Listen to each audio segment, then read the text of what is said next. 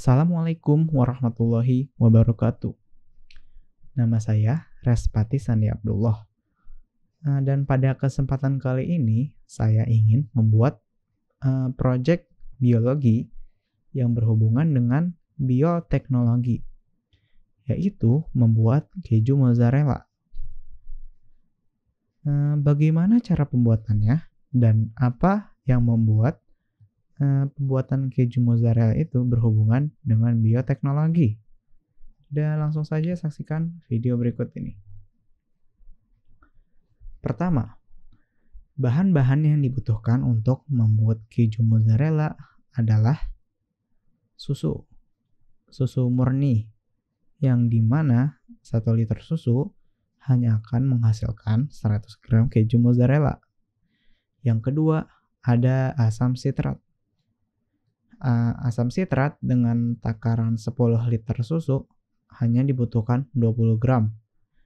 Dan berhubung saya hanya akan membuat dengan 5 liter susu, maka hanya dibutuhkan 10 gram asam sitrat.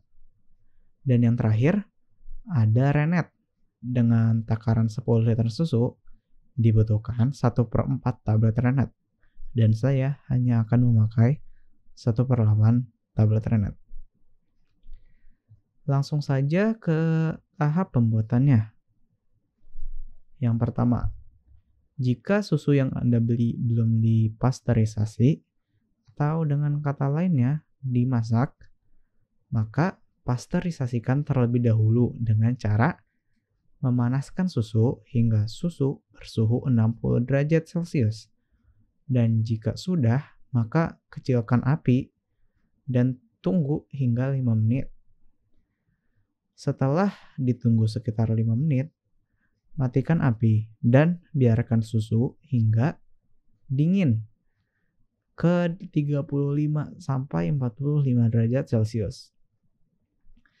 Setelah susu dingin, masukkan asam sitrat dengan takaran seperti yang sudah disebutkan dan aduk perlahan hingga merata. Tutup pancinya dan diamkan selama 5 menit untuk proses asidifikasi atau proses pengasaman susu. Setelah susu menjadi asid atau asam, masukkan rennet yang sudah diaduk dengan air hingga larut dan aduk hingga merata. Nah, proses ini nih yang dimana ada hubungannya dengan bioteknologi, yaitu pengentalan yang dilakukan dengan bantuan bakteri atau enzim tertentu. Enzim tersebut adalah rennet. Nah, setelah rennet dimasukkan, tutup panci dan diamkan selama 3-4 jam hingga terbentuk gumpalan seperti tahu sutra. Jangan lupa apinya dimatikan terlebih dahulu ya. Setelah didiamkan dan adonan sudah terbentuk seperti ini, maka potonglah adonan dengan potongan dadu hingga kecil-kecil lah. Dan proses ini ditujukan untuk mengeluarkan air atau yang disebut juga sebagai whey yang terjebak di dalam gumpalan, atau gumpalan tersebut dinamakan sebagai curd. Setelah dipotong, nyalakan kompor dengan api kecil dan aduk secara perlahan curd yang sudah dipotong tersebut. Dan kemudian saring adonan curd tersebut dengan jaring halus hingga curd tersebut benar-benar kering.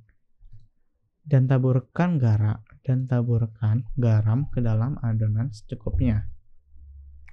Setelah itu, untuk pengolahan terakhir, nyalakan kompor dan masukkan air biasa sekitar 100 gram dan 3 sendok makan sisa whey atau cairan bekas masak susu yang tadi. Dan tunggu air tersebut hingga mendidih. Setelah itu, tuangkan adonan mozzarella ke dalam air yang mendidih dan aduk hingga adonan tersebut melar. Dan setelah melar, taruh ke dalam wadah yang kering dan uleni hingga kalis dan melar dengan baik. Dan mozzarella pun sudah jadi. Udah siap untuk dimakan dan untuk dihidangkan. Namun, untuk experience yang lebih baik, simpan mozzarella di dalam kulkas yang bukan freezer terlebih dahulu selama 1 malam. And the result, here we go.